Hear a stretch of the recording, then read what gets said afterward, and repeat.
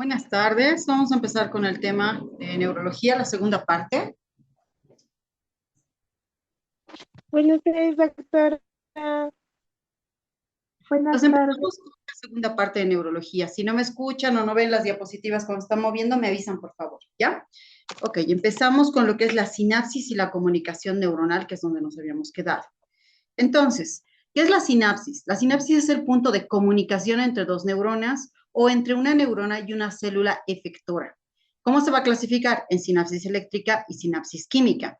Este es el punto de unión entre dos neuronas. Si se acuerdan de la anterior clase, decíamos que el botón sináptico toma contacto con las dendritas de la otra neurona.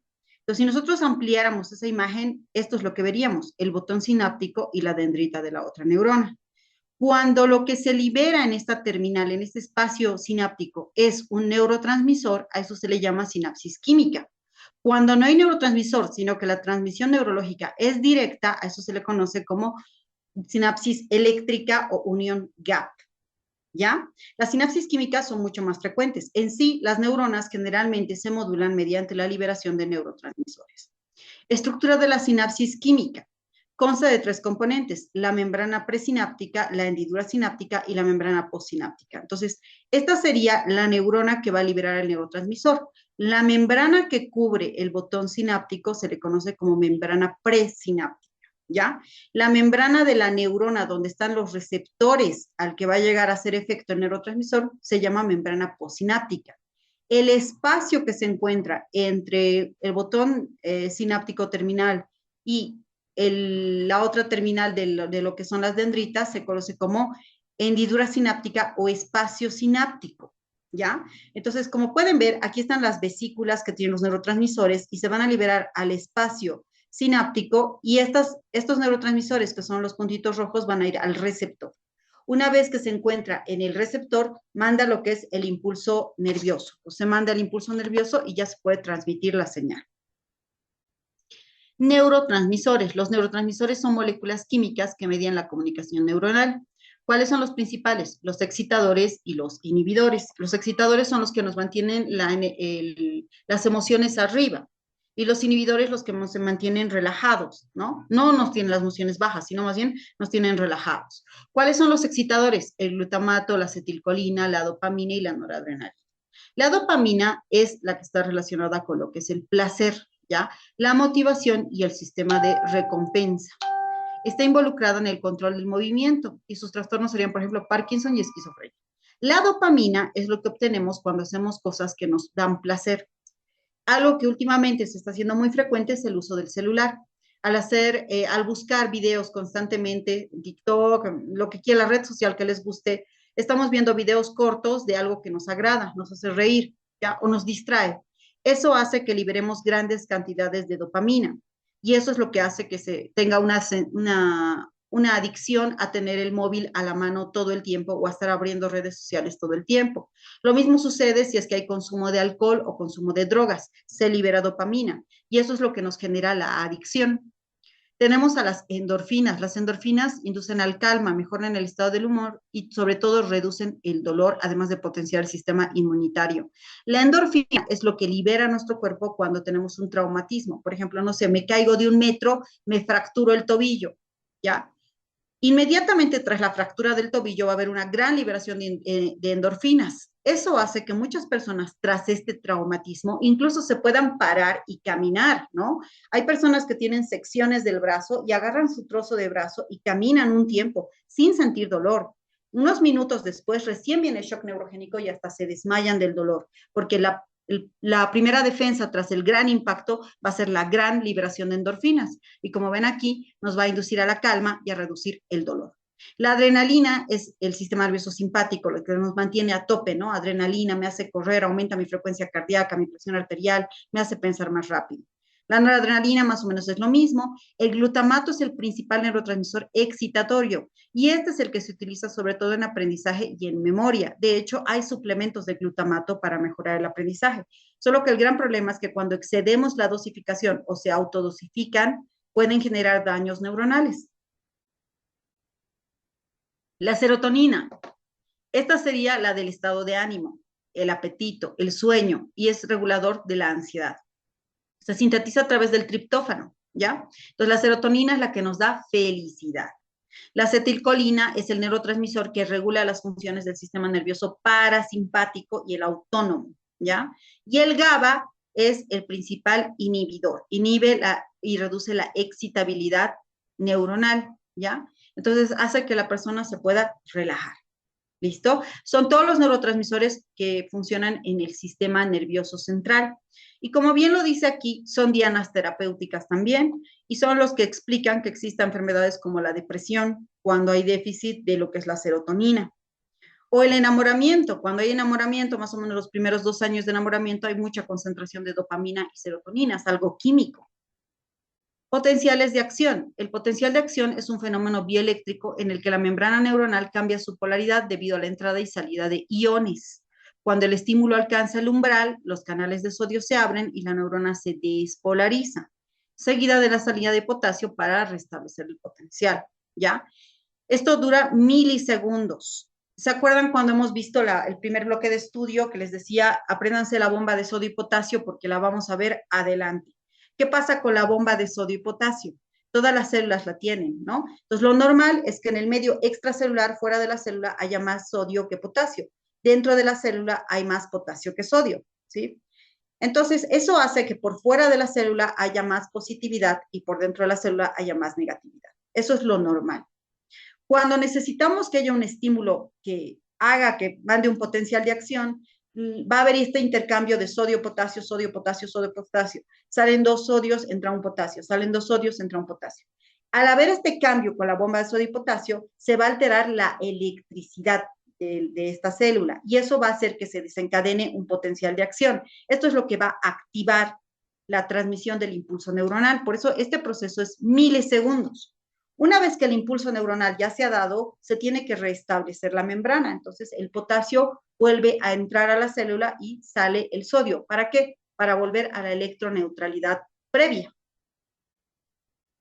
Conducción del impulso nervioso. En las fibras mielinizadas, la conducción del impulso es saltatoria, es decir, el potencial de acción salta entre los nodos de Rambier, aumentando la velocidad de transmisión hasta 100 veces en comparación con los amielínicos, ¿ya?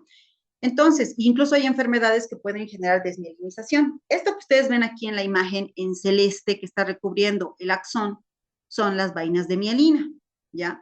Fíjense que hay sectores del nervio donde hay vainas de mielina y hay sectores donde no hay esas vainas de mielina. Estos sectores donde no tenemos vainas de mielina se conocen como nodos de Rambier. Entonces, el impulso va entre los nodos de Rambier. El impulso no va por la vaina de mielina, salta. Es como si hiciera una carrera de obstáculos. El impulso va, salta, va, salta, va, salta, salta, salta. Entonces, mientras más gruesa sea la vaina de mielina, más rápido va a ir el impulso nervioso. Mientras más delgada la vaina de mielina, menos va a ser el salto del impulso nervioso. Y por eso dice ahí, en neuronas, en fibras neuronales que no tienen mielina, el impulso es mucho más lentito, porque no tiene esta capacidad saltatoria que le da la vaina de mielina. Entonces, para que sea eficiente el impulso nervioso depende de la integridad de la mielina. Por eso luego hay enfermedades como la esclerosis múltiple en la cual hay desmielinización, se pierde la vaina de mielina y da trastornos neurológicos y trastornos sensitivos. Células gliales y neuroglía. Las células gliales superan en número a las neuronas y cumplen funciones esenciales, mantener un ambiente iónico, aportar nutrientes, eliminar desechos, ¿ya? Y formar mielina. También intervienen en la sinaptogénesis, en la respuesta inmune y en la reparación celular. Esto es la glía. Esto que ven ustedes como una estrellita amarilla en este gráfico, esa es la glía, es el oligodendrocito. Esta glía, si se fijan, parece una estrella con varias ramas. Cada una de sus ramitas que tiene va a ir a producir vainas de mielina en el sistema nervioso central. Entonces, fíjense que un solo oligodendrocito puede mielinizar varias terminales axonales de diferentes neuronas. ¿Por qué necesitamos en el sistema nervioso central que existan estos oligodendrocitos? Porque ellos van a encargarse de darle la nutrición a la neurona. Y como siempre, tras el metabolismo va a haber productos de desecho. ¿Quién se va a encargar de deshacerse de esos productos de desecho? Las células gliales, ellos lo van a eliminar. Si es que hubiese alguna lesión neuronal que desmielinice determinada neurona, ¿quién va a reparar esa lesión neuronal? Las células gliales. ¿ya? Y también van a hacer que la sinapsis, la unión de neurona con neurona, sea más eficiente. Por eso es tan importante tener oligodendrocitos, astrocitos, que son todas estas células gliales que se encuentran en el sistema nervioso central. ¿Qué otra célula tenemos? La neuroglía se divide en dos grandes grupos, ¿ya? La glía, vuelvo a repetir que es la glía, son todas estas células que se encargan de la reparación, que se encargan de la nutrición, que se encargan de la eliminación de productos metabólicos. Esas son las células gliales. Ahora, estas células gliales se van a dividir en sistema nervioso central y sistema nervioso periférico. El sistema nervioso central sería astrocitos, oligodendrocitos, microglía y células ependimarias. El sistema nervioso periférico serían las células de Schwann y las células satélite. Cada tipo celular cumple funciones específicas que permiten mantener la integridad estructural y funcional del tejido nervioso. La glía no solo brinda soporte físico, sino que participa activamente en el metabolismo neuronal, la reparación tisular y la modulación sináptica, ¿ya? Entonces, esta es la clasificación, ¿no? Aquí en este gráfico podemos ver a la neurona y rodeándole a la neurona tenemos a las células ependimarias, tenemos al astrocito y tenemos al oligodendrocito, que son células gliales que se encargan de mantener la nutrición. ¿Y qué pasa con el sistema nervioso periférico? Tenemos a lo que es la célula de Schwann, glía del sistema nervioso central. ¿Qué glías se encuentran en el sistema nervioso central? El astrocito, astro, porque tiene esta forma de estrella, ¿ya? Los astrocitos son células gliales más abundantes del sistema nervioso central y tienen estas prolongaciones estrelladas. Es este gráfico que ven acá que estoy señalando. Es como una estrellita, ¿no? Cumple funciones de soporte estructural y metabólico, regulando la composición iónica. Eso ya lo sabemos. Todas las células gliales se van a encargar de dar nutrición, de eliminar productos de desecho y de reparación tisular. ¿Dónde más encontramos el astrocito? En la barrera hematoencefálica, ¿ya? Haciendo que el trabajo de un filtro que protege de que al sistema nervioso central no le lleguen sustancias tóxicas. Es un almacén de glucógeno, porque el cerebro se nutre principalmente de glucógeno, es un nutriente importante, ¿ya? Entonces, ¿cuál sería su refrigerador o su almacén? El astrocito, ¿ya? Entonces, cuando la neurona tiene mucha actividad, ahorita ustedes que están aprendiendo lo que les estoy enseñando, sus neuronas están trabajando hartísimo, que están estudiando para su examen, ¿no? Entonces, ¿qué pasa? Que su cerebro necesita glucosa. ¿Quién le entrega esas reservas de glucosa? Sería el astrocito, ¿ya? Y también si es que hubiera alguna lesión, yo me hago un traumatismo cráneoencefálico, esa lesión se va a reparar gracias al astrocito y va a dejar una cicatriz. Oligodendrocito. Los oligodendrocitos son células encargadas de formar las vainas de mielina en el sistema nervioso central. Este es el oligodendrocito y fíjense que tiene estas ramitas que son sus prolongaciones. Fíjate que un oligodendrocito es capaz de recubrir varios nervios, no se encarga de un solo nervio, ¿no? Axones, varios axones, formando ¿qué? Vainas de mielina. Entonces, están encargados de la vaina de mielina en el sistema nervioso central. Cada uno puede ir a varios axones, ¿ya? A diferencia de la célula de Schwann, que solo una célula de Schwann puede recubrir una parte de un axón, mientras que el oligodendrocito puede recubrir varias partes y de varios axones.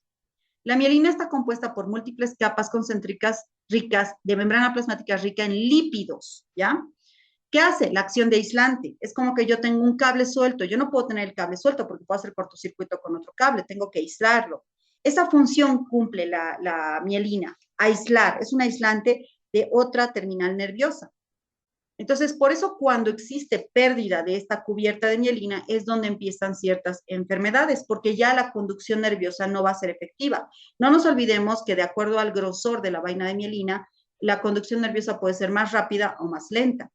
Cosa de que si no hay mielina, si se ha desmielinizado ese tejido, entonces la transmisión nerviosa va a ser mucho más lenta. Microglía. La microglía es el componente inmunitario del sistema nervioso central. Deriva del mesodermo y posee una función fagocitaria, eliminando restos celulares, microorganismos y sinapsis innecesarias en el desarrollo cerebral. ¿Se acuerdan que todos nuestros tejidos tienen fagocitos? ¿Qué era el fagocito? El que va a deglutir y va a destruir desechos celulares, células senescentes, bacterias, virus, de eso se encarga el fagocito, ¿ya? En el cuerpo todos tenemos fagos, pero hay ciertos tejidos que le han dado un nombre específico a ese fagocito. Entonces, el fagocito del sistema nervioso central se llama microglía, pero sigue cumpliendo la función de un fago, fagocitar desechos celulares. ¿ya? Entonces, por eso es importante la microglía.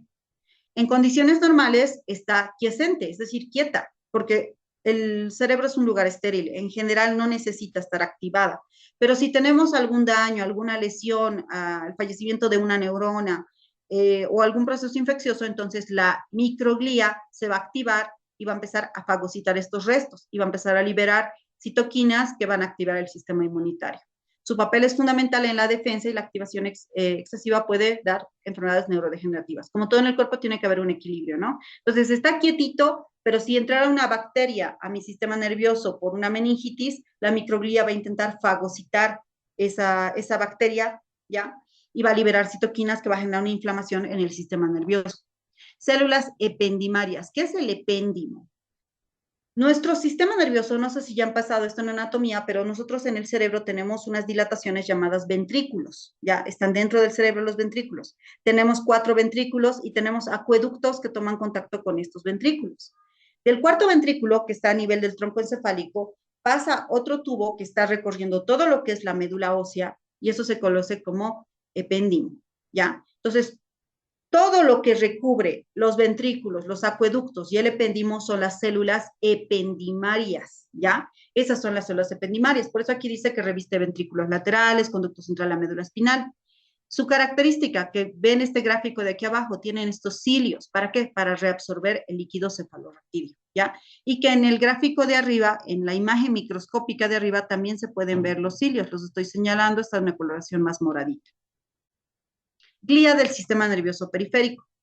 La neuroglía del sistema nervioso periférico incluye a la célula de Schwann, ¿ya? Hasta ahorita les he hablado del sistema nervioso central, que era el astrocito, el oligodendrocito y las células ependimarias. Esos 3 son sistema nervioso central. Ahora vamos a hablar del sistema nervioso periférico. Periférico es todos los nervios que van hacia nuestras extremidades, hacia nuestro tórax, hacia nuestro abdomen. Eso es sistema nervioso periférico. Sistema nervioso central, cerebro, cerebelo, tronco encefálico, médula ósea, ¿ya? Entonces, ahorita vamos a hablar del sistema nervioso periférico, los nervios que salen de la médula hacia toda la parte externa de nuestro cuerpo.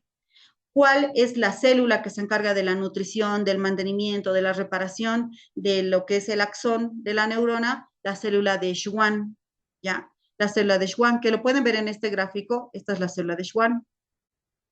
Esta es la que le provee de vainas de mielina a las neuronas del sistema nervioso periférico, la célula Schwann, y las células satélite que se encuentran en los ganglios neuronales. Entonces hablaremos de la célula de Schwann. Cada célula envuelve un segmento de axón formando la vaina de mielina periférica. Lo mismo, ¿no? ¿Cuál es su función? La reparación celular, la nutrición celular, la conducción del impulso nervioso. ¿Cuál es la diferencia entre la célula de Schwann y el oligodendrocito? El oligodendrocito tenía varias ramas. Como tiene varias ramas, un solo oligodendrocito puede recubrir varias terminales, varios axones de varias neuronas. El caso de la célula de Schwann es que no puede hacer eso. La célula de Schwann se enrosca en una porción del axón y luego otra célula de Schwann se va a enroscar en otra porción del axón. Por eso en el gráfico aquí pueden ver que una célula de Schwann se pliega alrededor del axón. No puede agarrar varios axones como lo hacía el oligodendrocito. Y lo mismo, ¿no? Mientras más vaina de mielina, más impulso saltatorio va a haber. Células satélite. ¿Dónde se encuentran las células satélite? Están rodeando cuerpos neuronales en los ganglios y controlan el intercambio metabólico proporcionando lo mismo, ¿no? Soporte estructural, protegiendo a las células. ¿Dónde se encuentra el ganglio? Este gráfico está chiquitito, pero me va a ayudar. Esta es la médula espinal. Fíjense que del asta anterior salen nervios, del asta posterior salen nervios. Estos nervios que salen de la médula espinal se contactan aquí, formando esta bolita, que se vería así, ¿ya? Esta bolita es el ganglio espinal. En ese ganglio espinal es donde encontramos a las células satélite, que al ser glía se encargan de la reparación de las neuronas, ¿ya? Entonces, las células satélites se encuentran en los ganglios espinales. Mielina y conducción nerviosa. ¿Qué es la mielina? Es una envoltura lipídica que aísla eléctricamente al axón. Está formada por capas concéntricas de membrana celular y aumenta la velocidad de conducción. Esto ya lo había dicho, perdón.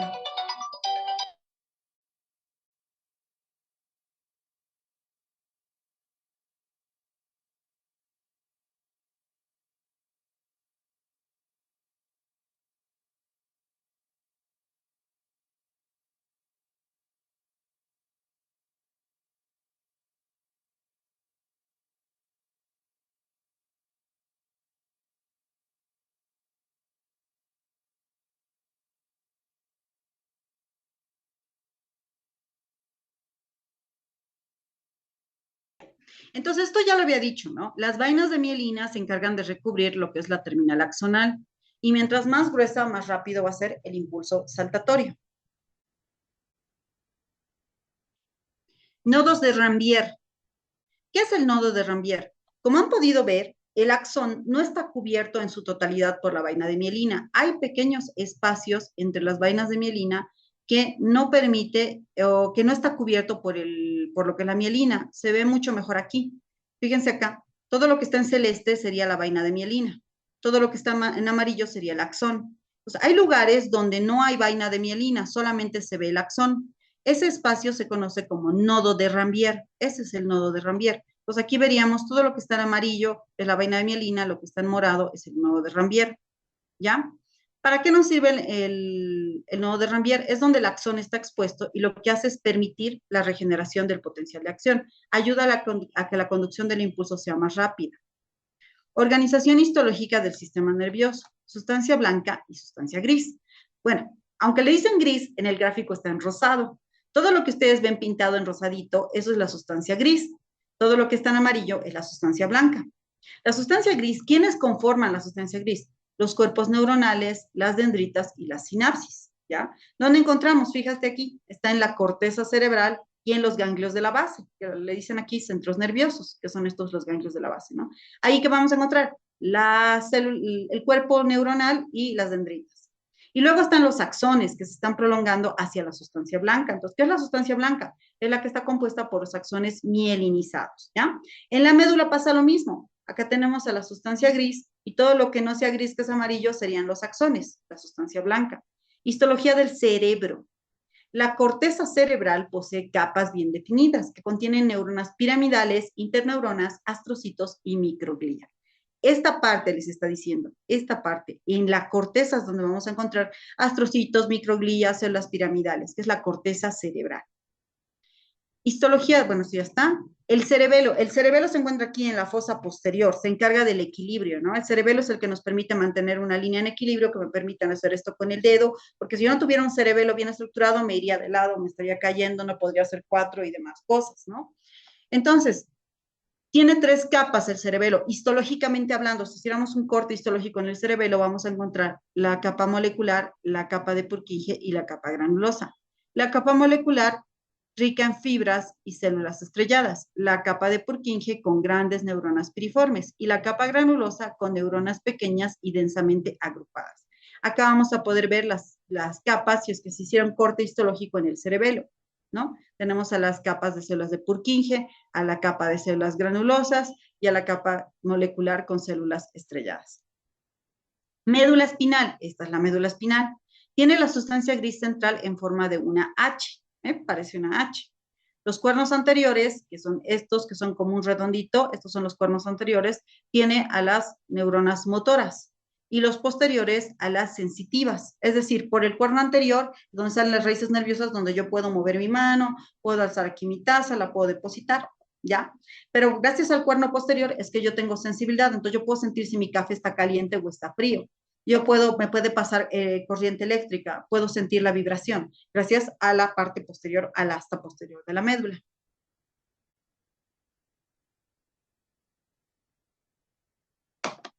Nervios y ganglios periféricos.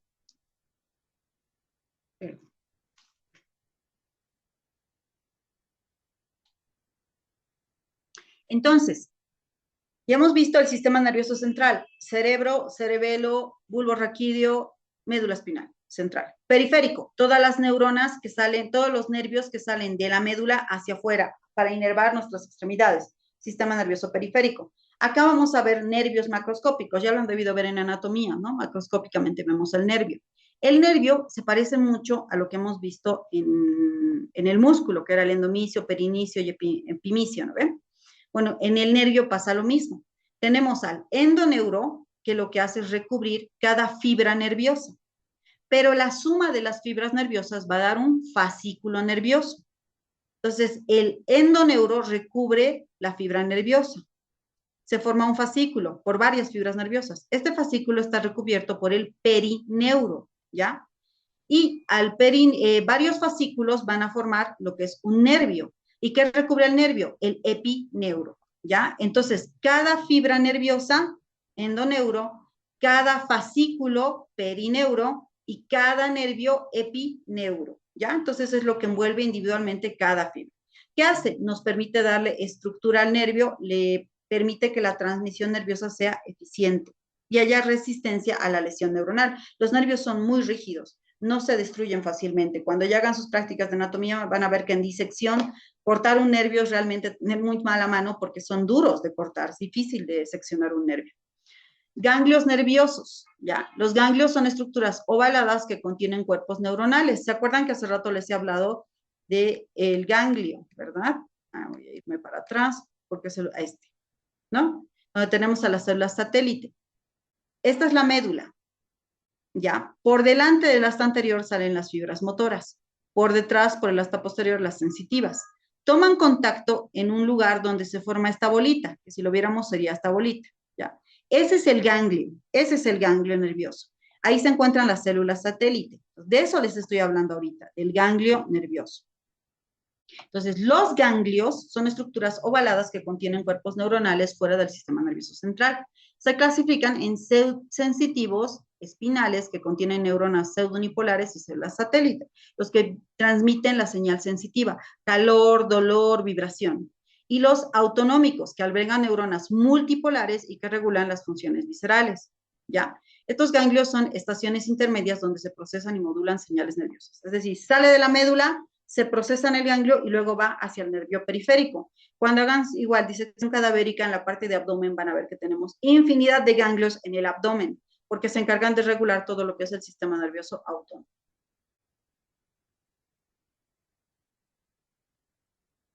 Regeneración y cambios histológicos. La regeneración del tejido nervioso. El sistema nervioso central, la capacidad regenerativa es limitada debido a la presencia de inhibidores de crecimiento axonal producidos por los oligodendrocitos y la escasa proliferación neuronal. Ya les había adelantado esto en la anterior clase. Las neuronas no tienen esta capacidad de replicación que lo tienen otros tejidos. Si yo me hago un peeling facial, me va a salir otra capa celular, o sea, se va a regenerar mi piel, por eso es que el peeling funciona, ¿verdad? Pero yo no puedo regenerar de esa forma la neurona. El tejido epitelial sí tiene esa capacidad de replicación rápida. El tejido neuronal no tiene esa capacidad de replicación rápida. Si yo me hago un traumatismo cráneoencefálico o hago un ACV, no va a haber una reparación neuronal. ¿Por qué? Porque existe una limitación del crecimiento axonal que es liberado por los oligodendrocitos. Por eso es que lesionarse el sistema nervioso es bastante complejo porque no existe una reparación en todos los casos al 100%. Es difícil. Sí existe la neuroplasticidad, que ya les había hablado anteriormente, que es el aumento de las dendritas, aumento del número de las dendritas para que exista más sinapsis. Eso sí existe. La neuroplasticidad es real. Lo que no existe es la división neuronal para reparación del tejido.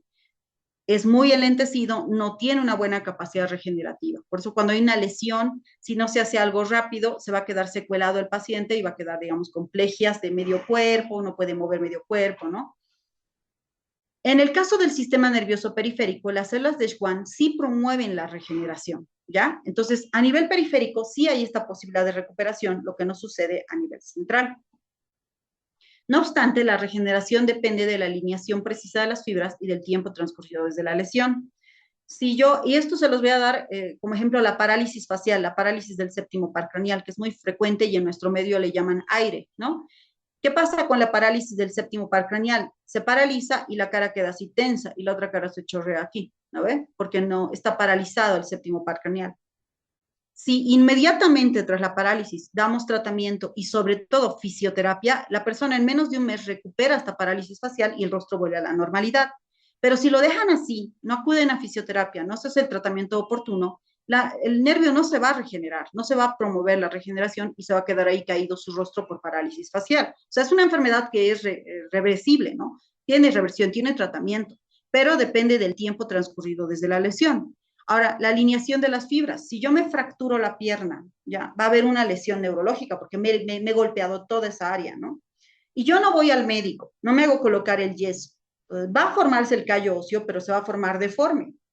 Como el callo óseo va a ser deforme, el nervio no va a tener esta alineación. Entonces yo puedo quedarme con, además de un callo óseo deforme, una secuela neurológica como una parestesia, por ejemplo, que se va a quedar eternamente ahí. Si me ponen la bota, va a haber una buena alineación de las fibras nerviosas y no me va a quedar secuelas. Entonces, sí es más probable que se regeneren las células del sistema nervioso periférico por la célula de Schwann y muy poco probable las células del sistema nervioso central.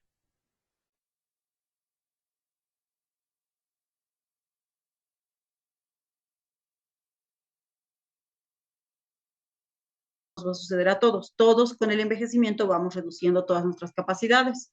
Se acumulan pigmentos como la lipofucsina, se presentan productos de oxidación y también puede observarse pérdida neuronal, dilatación de astrocitos y disminución del flujo sanguíneo cerebral.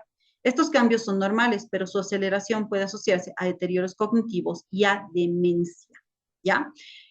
Todos vamos a tener esta degeneración neuronal, pero se puede acelerar en personas que tengan malos hábitos, porque si yo aumento la concentración de radicales libres, que los radicales libres, alcohol, que tabaco, que cosas fritas, que Coca-Colas, que dulces, que alimentos procesados, esta degeneración va a ser más, porque van a aumentar más los productos de oxidación. Entonces va a haber más depósito de estas sustancias y más degeneración neuronal. Por eso es que hay personas que van a acelerar la demencia y otros que no van a presentar estos grados de degeneración, ¿no? ¿Qué patologías tenemos relacionadas con el tejido nervioso? Tenemos enfermedades como la esclerosis múltiple, que lo hemos mencionado anteriormente. ¿Qué es la esclerosis múltiple? Es cuando se pierden las vainas de mielina.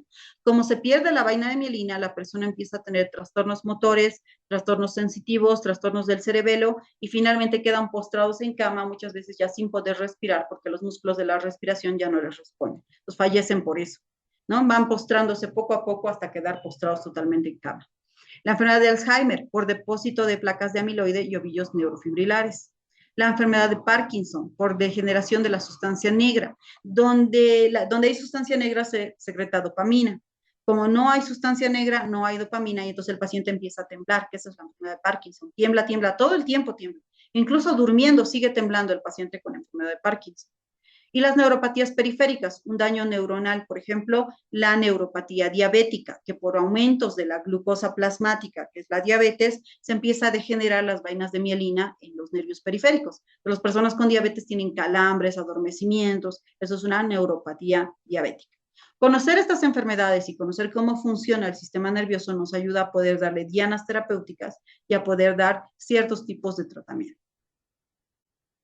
Muy bien, esta es la segunda parte del tema. Si tienen alguna pregunta, la pueden hacer ahora.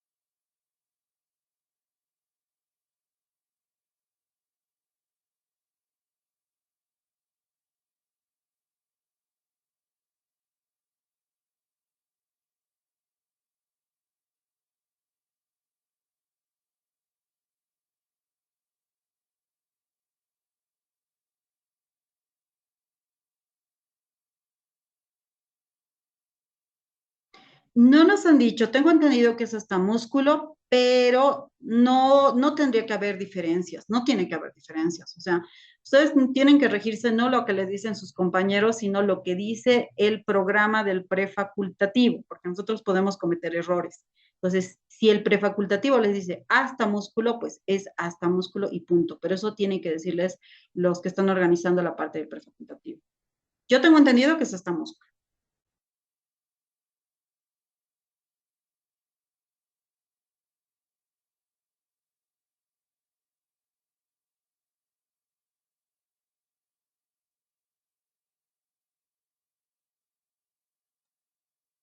Muy bien, si no hay preguntas, entonces los dejo para que puedan descansar y nos vemos el día martes.